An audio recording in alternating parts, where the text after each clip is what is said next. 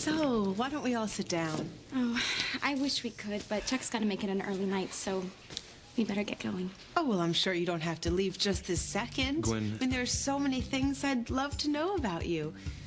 Where'd you two meet? Lighthouse School. Park.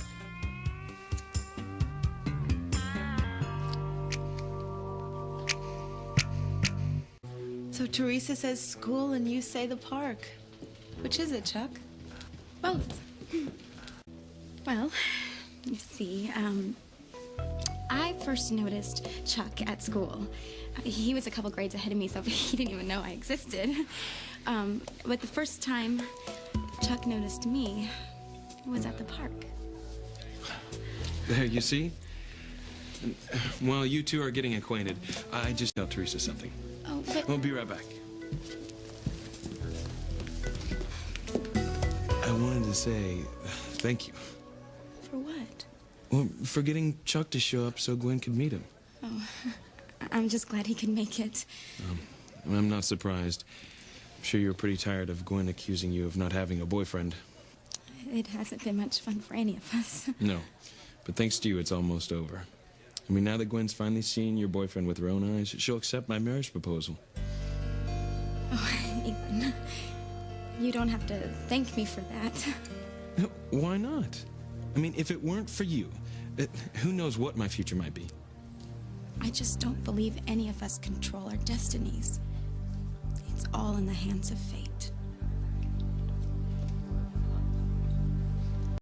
Hey, Ethan, listen to this. I mean, Chuck's been dating Theresa for a while now, and he doesn't even know the name of her older brother. I find that rather odd, don't you?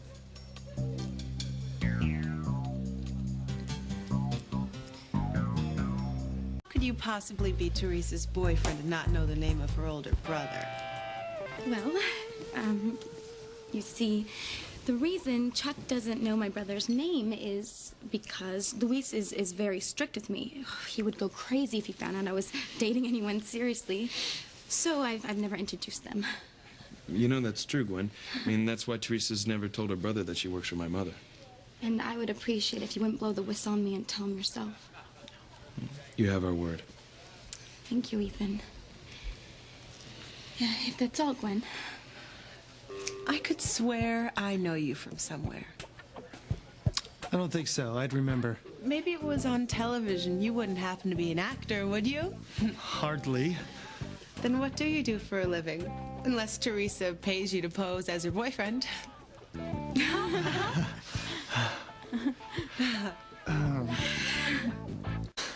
That's a good one. As if Theresa would have to pay any guy to go out with her.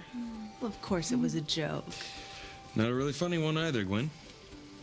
The truth is, I don't have a paying job. I've been very fortunate in that my family's done quite well. Don't tell me you live off a substantial trust fund. Actually, I do. My great-grandfather invented the paperclip. Ah! I don't think so. It just so happens that my great-grandfather was very close friends with the inventor. I used to hear stories about him when I was growing up. His name is Charles Wilson. Yes, I'm named for him. They call me Chuck for short. Oh my goodness. I'm so sorry.